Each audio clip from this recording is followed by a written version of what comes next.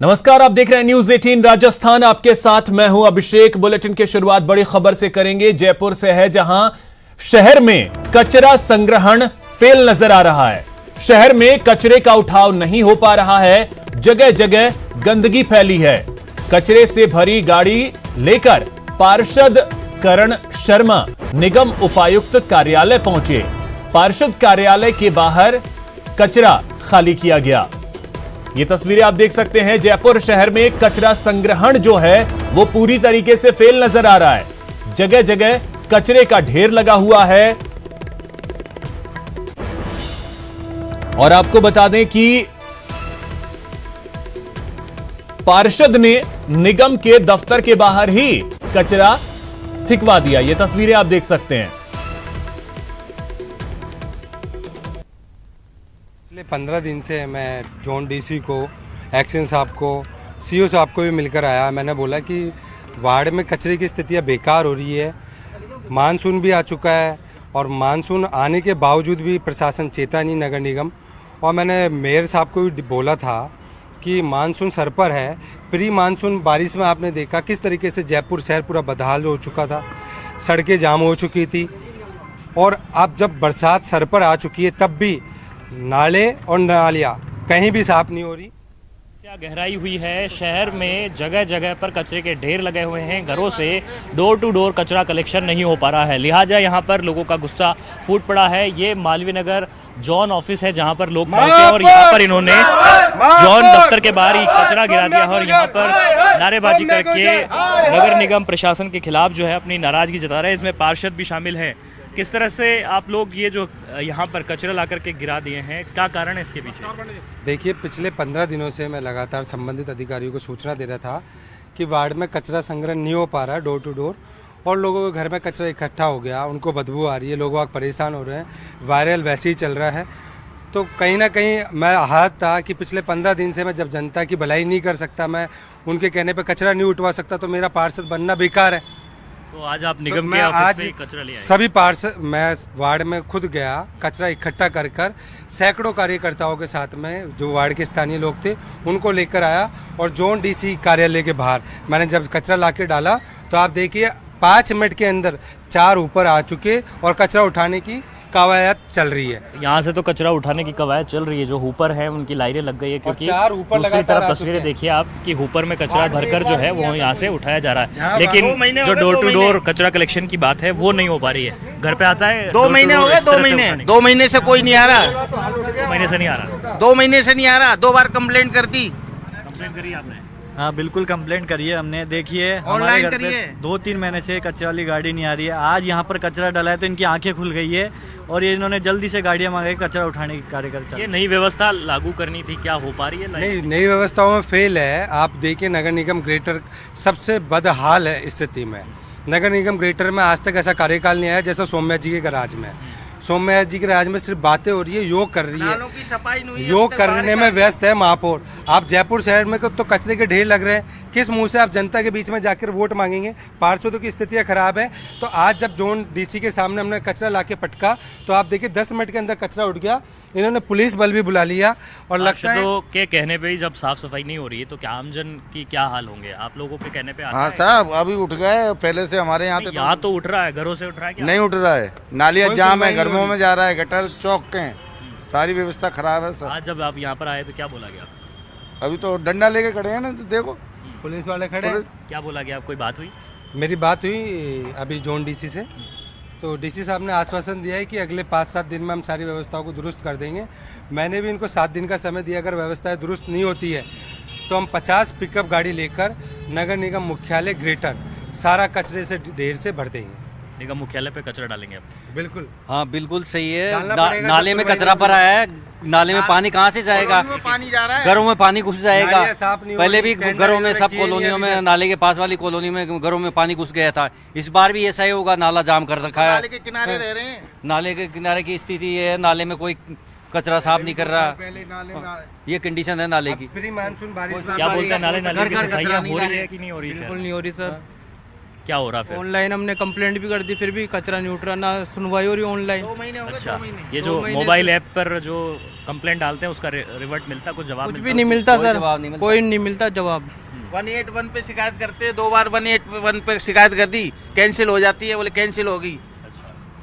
तो शिकायतों का अंबार लग रहा है और लोगों का गुस्सा इस कदर बढ़ रहा है कि यहाँ पर आज नगर निगम के दफ्तर पर ही जो घरों से उठाया हुआ कचरा था वो इन्होंने यहाँ ला करके डाल दिया, ताकि जिम्मेदार अधिकारी और जो प्रशासन है निगम का उसकी आंखें खुले और देखे कि किस तरह से शहर में अलग अलग जगहों पर इसी तरह के कचरे के ढेर लगे हुए हैं। गंदगी और दुर्गंध में लोगों को जीना मुहाल हो रखा है। इसी कारण से आज लोगों का जो आक्रोश है वो यहाँ पर निगम दफ्तर पर देखने को मिला है। कैमरा पर्सन अविनाश के साथ महेश दादी, न्यूज़ 18 जयपुर।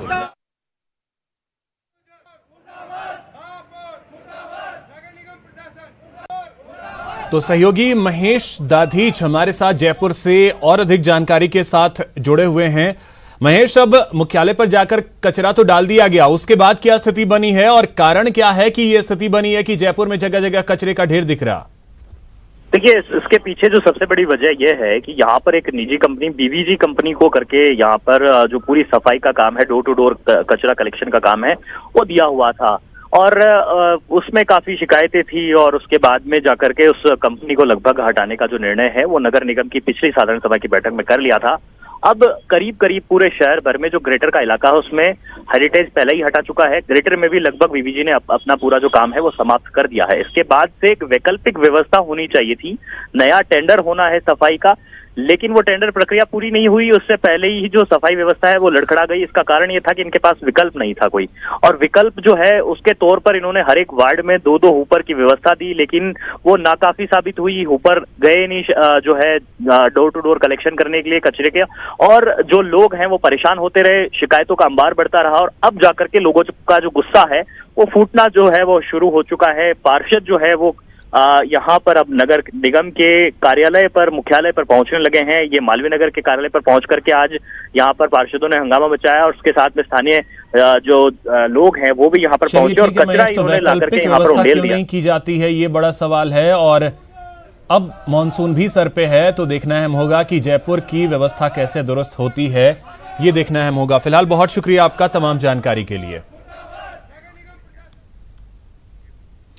अब बात टोल पर टकराव की। टोंक के मालपुरा में लोगों ने जाम लगा दिया, जयपुर भीलवाड़ा स्टेट हाईवे को जाम कर दिया। अविका नगर टोल हटाने की मांग की जा रही है। बड़ी संख्या में लोग मौके पर मौजूद हैं। अविका नगर टोल प्लाजा के सामने जाम लगा दिया गया है। तो यह बड़ी खबर आपको बता दें, अविका नगर टोल हटाने की ये सभी मांग कर रहे हैं। तस्वीरें भी आप देख सकते हैं टोंक के मालपुरा से, ये बड़ी खबर, जहां पर अविका नगर टोल प्लाजा को हटाने की मांग को लेकर जाम लगा दिया गया है। जयपुर भीलवाड़ा स्टेट हाईवे जो है उसे जाम कर दिया गया है। अविका नगर टोल हटाने की मांग की जा रही है। दौलत पारीख हमारे सहयोगी अधिक जानकारी के साथ जुड़ गए हैं। दौलत, क्या जानकारी टोल हटाने की मांग को लेकर सड़क जाम? देखिए, मैं आपको बताना चाहूंगा कि जयपुर भीलवाड़ा स्टेट हाईवे है या मालपुरा के पास है। मालपुरा और अविका नगर के बीच में ये टोल पड़ता है। स्थानीय जो लोग हैं शहरी इलाके की 8 किलोमीटर परिधि के अंदर टोल हटाने की लगातार मांग कर रहे हैं। जब किसी ने लगातार सुनवाई नहीं की तो आज इन्होंने टोल जाम करके स्टेट हाईवे जाम लगा दिया। मालपुरा और डिग्गी 2 थानों की पुलिस मौके पर मौजूद है। पिछले आधे घंटे से प्रदर्शन के बाद अब एडीएम प्रभाती लाल और मालपुरा एसडीएम आर.के. वर्मा मौके पर पहुंचे हैं। समझाइश की जा रही है, लेकिन लोगों का एक ही कहना है कि जब लंबे समय से मांग करते आ रहे हैं स्टेट हाईवे पर ये जो टोल लगा हुआ है, स्थानीय लोगों को इसमें छूट देने की मांग, जो लोग हैं वो 8 किलोमीटर परिधि के लोगों को आने जाने में छूट देने की मांग कर रहे हैं, उसको लेकर के स्टेट हाईवे जाम किया। पिछले आधे घंटे से ज्यादा समय हो गया। पुलिस 2 थानों की मौके पर है, प्रशासनिक अधिकारी मौके पर पहुंचे हैं। समझाइश का दौर जारी है, लेकिन प्रदर्शनकारी है वो एक ही मांग पर अड़े हुए हैं कि जो लगातार पिछले दिनों से मांग की जा रही थी टोल फ्री करने की, अब ये आज मांग करें कि बिल्कुल इस टोल को हटा दिया जाए यहाँ से। जी चलिए, बहुत शुक्रिया दौलत आपका तमाम जानकारी के लिए।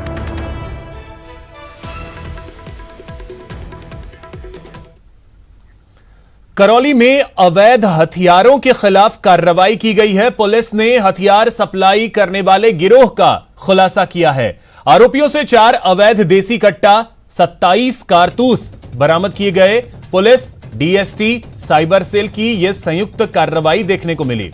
आरोपियों से पूछताछ में अब पुलिस जुटी हुई है। तो यह बड़ी खबर आपको बता दें, हथियार सप्लाई करने वाले गिरोह का खुलासा किया है पुलिस ने। और आपको बता दें कि 4 देसी कट्टा और 27 कारतूस भी बरामद किए गए।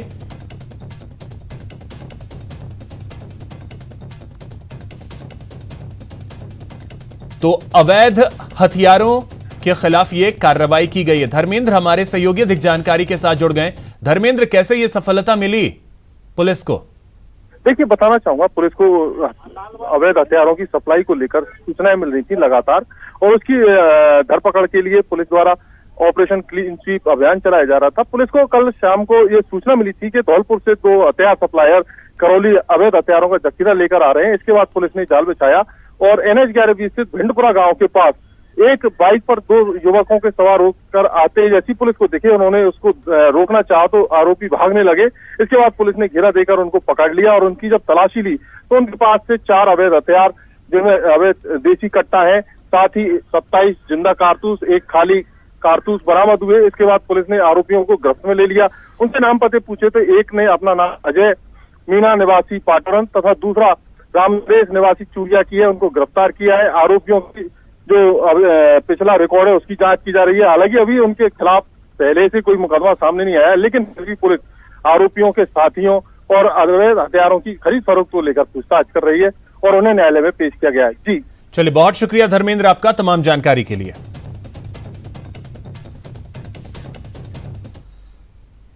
और अब बात भीलवाड़ा की, जहां बर्लियास थाना क्षेत्र में एक बार फिर बजरी को लेकर बवाल खड़ा हो गया। बीती रात बैडच नदी पर बने चेकपोस्ट पर जीवाखेड़ा के पूर्व सरपंच सहित 3 लोगों ने नाकाकर्मियों के साथ मारपीट की। उनके कपड़े फाड़ दिए, कागजात भी फाड़ दिए, तोड़फोड़ की और उन्हें जान से मारने की धमकी तक दी। पुलिस ने पूरे मामले में पूर्व सरपंच सहित 3 लोगों के खिलाफ मामला दर्ज कर लिया है।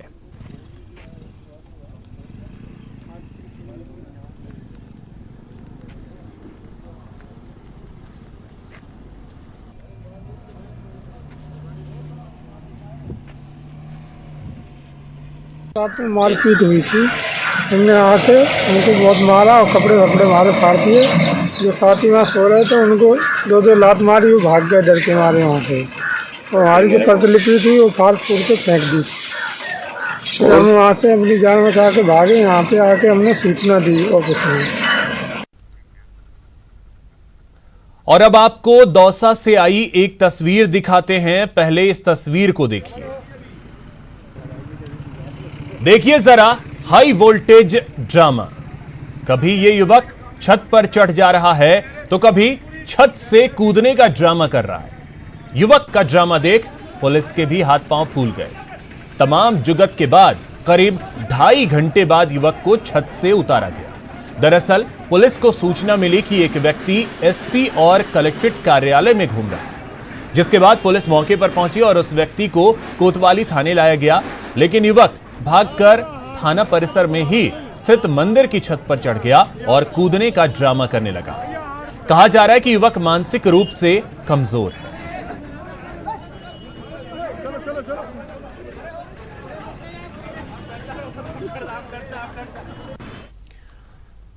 एक और बड़ी खबर आपको बता दें, फूड पॉइजनिंग का एक मामला सामने आया है। दूषित खाने से तबीयत बिगड़ी है, 9 लोग इसमें बीमार हुए हैं। बीकानेर में फूड पॉइजनिंग का एक मामला सामने आया है। 9 लोग बीमार हुए हैं। एक ही परिवार के 9 सदस्य बीमार हुए हैं। घर में बने खाने से ही इनकी तबीयत खराब हुई। सभी को CHC खाजूवाला में भर्ती करवाया गया, जहां इनका इलाज चल रहा है। खाजूवाला के 2SSM सियासर चौगान का यह मामला है। तो ये बड़ी खबर आपको बता दें, फूड पॉइजनिंग का एक मामला सामने आया है बीकानेर से, जहां पर 9 लोग फूड पॉइजनिंग का शिकार हुए हैं। दूषित खाने से इनकी तबीयत खराब हुई। सभी को सीएचसी में भर्ती करवाया गया है, जहां इस वक्त इनका इलाज चल रहा है। बताया जा रहा है कि घर का खाना खाने की वजह से ही इनकी तबीयत खराब हुई है। एक ही परिवार के ये सभी 9 सदस्य और इनकी तबीयत अचानक बिगड़ी और इसके बाद इन्हें सीएचसी खाजूवाला में भर्ती करवाया गया, जहां इस वक्त इनका इलाज चल रहा है। अधिक जानकारी के साथ सहयोगी विक्रम हमारे साथ जुड़ गए। विक्रम, क्या जानकारी? 9 लोगों की तबीयत खराब हुई है। जी बिल्कुल, जो ये फूड पॉइजनिंग का मामला है उसमें अब जो है बढ़कर संख्या जो है वो 9 हो गई है। कुल 7 लोगों की जो है फूड पॉइजनिंग का मामला सामने आया था, लेकिन 2 लोगों की अभी सुबह और तबीयत बिगड़ने के बाद 2 लोगों को जो है वो सीएचसी खाजूवाला भेजा गया है और उनका उपचार किया जा रहा है। और सभी लोगों को जो है वो उल्टी दस्त की शिकायत हुई थी और उन सब ने घर में ही खाना खाया था और उसके बाद ये जो है उनकी तबीयत बिगड़ गई, जिसकी वजह से उनका उपचार किया जा रहा है। जी तो विक्रम, खाने के सैंपल वगैरह लिए गए हैं क्योंकि घर का खाना खाने की वजह से ही तबीयत खराब हुई है? जी बिल्कुल, कहीं ना कहीं जो मिलावटी सामान की जो बात आती है उस तरह का ये मामला हो सकता है और इसे लेकर अब जो तहसीलदार हैं और जो एसडीएम है उन्होंने इसका पूरा संज्ञान लिया है, पूरा रिकॉर्ड लिया है और उसका पूरे मामले की जांच करवाई जा रही है कि किस कारण से आखिर इन सब लोगों को जो है ये फूड पॉइजनिंग हुई है। और जो 9 लोग भर्ती हैं उनकी स्थिति को लेकर के कोई जानकारी? जी उनमें से जो 2 लोग हैं वो अभी सामने आए हैं, सुबह ही भर्ती हुए हैं और 7 लोग जो है वो कल भर्ती हुए थे। उनकी तबीयत अभी ठीक बताई जा रही है, लेकिन 2 लोगों की संख्या बढ़ने के कारण से एक बार जो है वो परिवार के लोगों में बेचैनी जरूर है, क्योंकि एक साथ इतने सारे लोग जो बीमार हुए हैं, लेकिन अधिकांश लोगों की तबीयत अभी सही बताई जा रही है। जी चलिए, बहुत शुक्रिया विक्रम आपका तमाम जानकारी के लिए।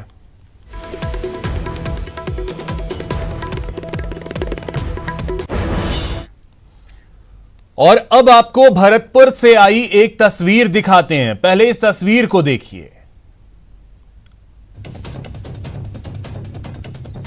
अब देखिए जरा इन तस्वीरों को, जिसे देखकर आप सन्न रह जाएंगे। 2 युवक मॉर्निंग वॉक पर निकले हैं, इस बात से अनजान कि उनके ठीक पीछे से यमराज आ रहा है। जी हां, ये युवक कुछ समझ पाते उससे पहले ही मौत बनकर ये एम्बुलेंस आ गई। दोनों युवकों को रौंदते हुए मौत बनकर 1-2 फीट नहीं, पूरे 40 फीट तक दोनों युवकों को घसीटते ले गई।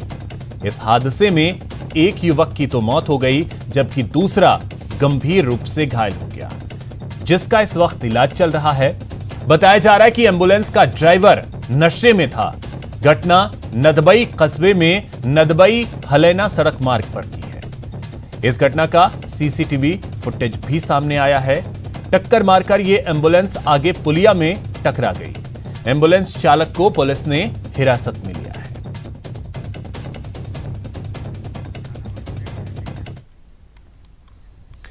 झालावाड़ के खानपुर कस्बे में मंगलवार की देर रात अपनी दुकान से वापस घर लौट रहे एक व्यापारी पर बाइक से आए 3 बदमाशों ने हमला कर दिया।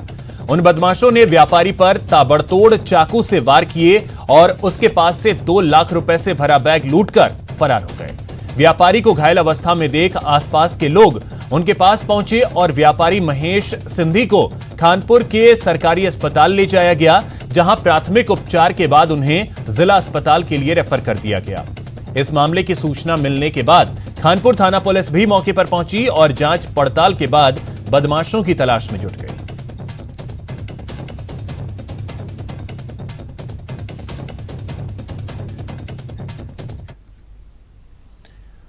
और अब बात करते हैं एक शातिर गैंग की, जिसे अजमेर की दरगाह थाना पुलिस ने दिल्ली से गिरफ्तार किया है। यह मोबाइल चोरी के अंतरराज्यीय गैंग हैं। इस गिरोह के 4 गुर्गे नॉर्थ ईस्ट दिल्ली के रहने वाले हैं। पुलिस ने इनके पास से आईफोन सहित कुल 15 एंड्रॉयड मोबाइल बरामद किए, जिसकी कीमत 5 लाख रुपए है। आरोपियों ने ये मोबाइल अजमेर दरगाह जियारत करने आए कर्नाटक के एक जायरीन से चुराए थे।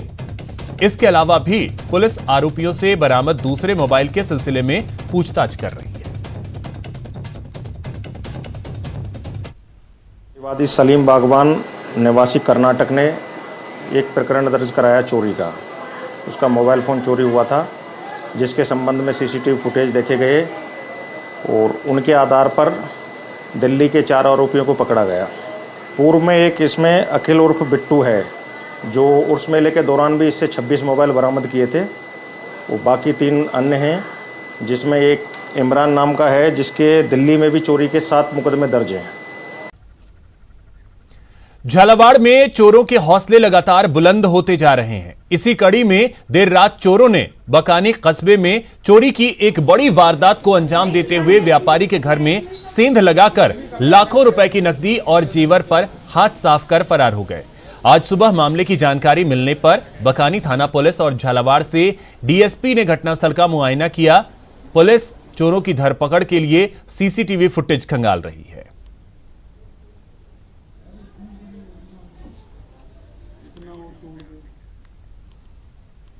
झालावाड़ पुलिस की विशेष पुलिस टीम ने पिडावा कस्बे में जोड़ी सट्टे के खिलाफ कार्रवाई करते हुए कस्बे के बस स्टैंड इलाके से 5 सटोरियों को धर दबोचा। पुलिस टीम ने सटोरियों के कब्जे से 31,410 रुपए सहित 8 मोबाइल भी बरामद किए हैं।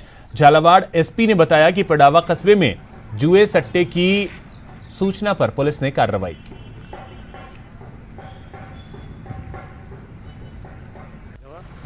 बिल्डिंग गिर गया। ठीक है, कितना देखना है सर?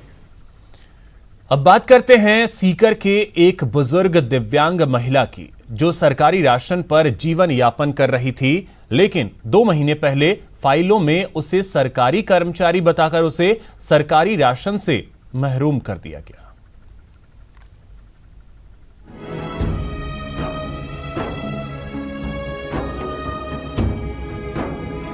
ये है सीकर के फतेहपुर कस्बे की रहने वाली मंजू देवी। मंजू देवी की किस्मत पर नियति ने क्रूर प्रहार तो पहले ही कर दिया था, अब सिस्टम ने भी उन्हें दर दर भटकने के लिए छोड़ दिया है। छोटी उम्र में ही मंजू देवी के पति ने उनका साथ छोड़ दिया और फिर एक हादसे में उनका एक पैर भी चला गया। किसी तरह से सरकारी राशन के भरोसे वो अपने और अपने बेटे का पेट भर रही थी। पिछले 2 महीने से वो राशन भी ये कहकर बंद कर दिया गया कि वो एक सरकारी कर्मचारी है, जबकि सच्चाई ये है कि ना तो मंजू देवी और ना उनके बेटे किसी सरकारी नौकरी में हैं। 181 पर शिकायत करी, वो भी सुनाई कौन करी 2 महीना से। एसडीएम कौन जाए, वो भी कौन सुने, 4 बार जाए। और वो नरेश शर्मा ने भी शिकायत करी, वो भी कौन जवाब दे, कौन उठावे। पहले थाने क्यों मिला है? पहले मिला मैंने। अच्छा, अब 2 महीना से कौन मिल गया। अब क्या बतावा थाने क्यों? अब क्यों कौन कहे कि हाँ आगे से 80 पास 80 कर्सी का चेकिन सामने जाए तो चेकिन बाकी लगी कि मैं। सरकारी राशन के लिए मंजू देवी पिछले 2 महीने से तमाम अधिकारियों के दफ्तरों के चक्कर लगा चुकी है, लेकिन अभी तक सिवाय आश्वासन के कुछ भी नहीं मिला। एसडीएम भी यही कह रहे हैं कि जल्द ही इस समस्या का समाधान कर लिया जाएगा और मंजू देवी को फिर से सरकारी राशन मिलना शुरू हो जाएगा।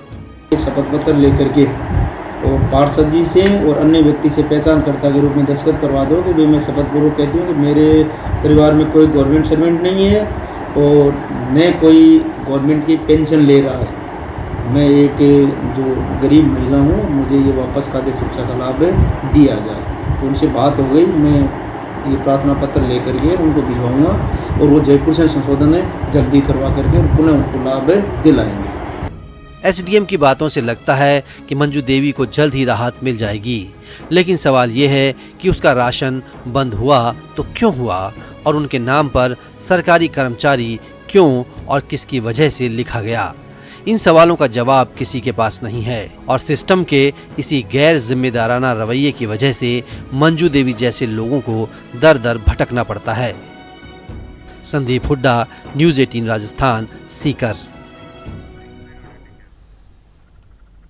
यहां रुकेंगे एक छोटे से ब्रेक के लिए।